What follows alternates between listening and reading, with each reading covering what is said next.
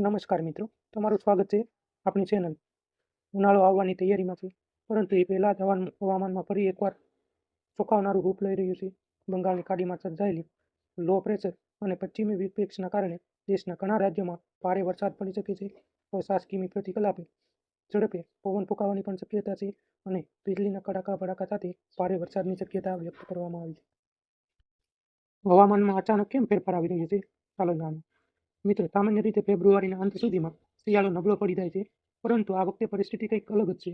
બંગાળની ખાડીમાં દબાણ અને ઉત્તર ભારતના સક્રિય પશ્ચિમી વિક્ષેપના કારણે હવામાનમાં મોટો ફેરફાર જોવા મળી રહ્યો છે. દેશના ઉત્તરથી લઈને દક્ષિણ સુધી વાદળછાયું વાતાવરણ અને વરસાદી ઝાપટા જોવા મળી રહ્યા છે. ચાલો પહેલા પર્વતીય વિસ્તારોની વાત કરીએ. હિમાચલ પ્રદેશ, ઉત્તરાખંડમાં 22 થી 24 ફેબ્રુઆરી દરમિયાન વરસાદ અને હિમવર્ષાની શક્યતા છે. શિમલા, કુલ્લુ, મનાલી, કાંકરા જેવા વિસ્તારોમાં વરસાદ થઈ શકે છે, જ્યારે ઊંચાઈવાળા વિસ્તારોમાં નવી હિમવર્ષા પણ થઈ શકે છે. જમ્મુ કાશ્મીરમાં પણ વાદળછાયું વાતાવરણ અને હળવોથી અથવા તો મધ્યમ વરસાદ થવાની શક્યતા રહેલી છે. પૂર્વ ભારત વિશે થોડીક વાત કરીએ તો ઝારખંડ, બિહાર, વેસ્ટ બંગાળમાં ગાજવીજ સાથે વરસાદની શક્યતા રહેલી છે. રાંચી, બોખરા, ધનબાદ, જમશેદપુર જેવા વિસ્તારોમાં 40 થી 50 કિમી પ્રતિ કિમી ઝડપે પવન ફૂંકાવાની પણ શક્યતા છે. સાથે વીજળીના કડાકા પણ પડવાની શક્યતા છે.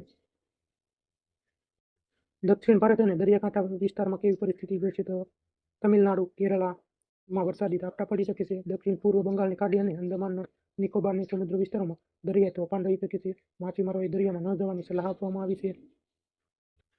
પવન અને તાપમાન પર શું અસર થઈ છે? ઘણા વિસ્તારોમાં 40 થી 50 કિમી પ્રતિ કલાકે પવન ફૂંકાવાની શક્યતા છે. આ કારણે દિવસના તાપમાનમાં થોડો ઘટાડો થાય છે અને સવાર તથા રાત્રિના ઠંડકનો અહેસાસ થઈ શકે છે. ઉત્તર પ્રદેશમાં ભારે વરસાદની મોટી ચેતવણી આપવામાં આવેલ નથી, પરંતુ પશ્ચિમી વિક્ષેપના કારણે વાદળછાયું વાતાવરણ અને હળવોથી મધ્યમ વરસાદ થઈ શકે છે. મિત્રો, હવામાનની આ અસ્થિર અને પરિસ્થિતિમાં કેટલીક બાબતો ખાસ ધ્યાનમાં રાખવા જેવી જરૂરી છે. ગાજવીજ દરમિયાન ખુલ્લી જગ્યાએ ઊભું ન રહેવું, ઝાડ કે વીજળીના થાંભલા પાસે આશરો ન લેવો, દરિયાકાંઠે જવાનું ટાળવું, હવામાન વિભાગની અપડેટ અને માહિતીની તપાસ લેવી. તો મિત્રો, ઉનાળો આવવા પહેલા જ હવામાન ફરી એકવાર સક્રિય બન્યું છે. IMD મુજબ 20 થી 24 ફેબ્રુઆરી દરમિયાન દેશના અનેક ભાગોમાં વરસાદ અને પવન અને વીજળીની અસર જોવા મળી શકે છે.